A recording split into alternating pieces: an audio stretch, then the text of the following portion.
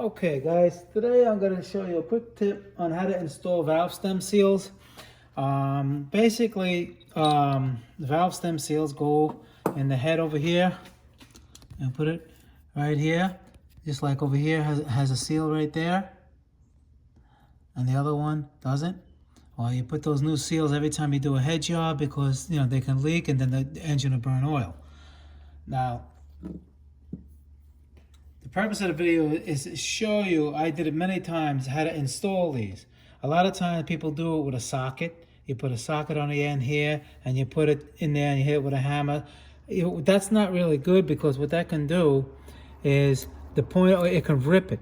And that defeats the whole purpose of putting the seal. It can rip the seal and you won't even know, especially in some of these that are very deep, you won't even know that it's ripped, right? Because you're using this, a socket like this, or I don't know how else you would do it, but that's how I used to do it. And sometimes it's good, and then it will go on crooked.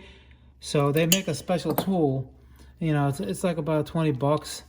You go online, you put it in here like this, right? You set it, you put it all the way back, and basically this goes inside the cylinder on the valve guide, and it aligns. It aligns. See now it's pretty much square, and then basically you just tap it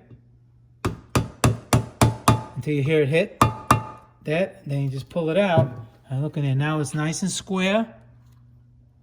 It's straight, and it won't be ripped because the pressure, the pressure is on the whole base of it.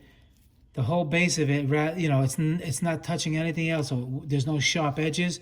So basically, it just goes right in nice, and nice and square too.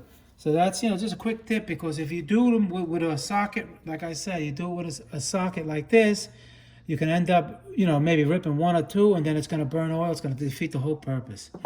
All right, guys, just a quick tip. MotorCarNut 2020. See you guys in the next video. Please subscribe. Thank you.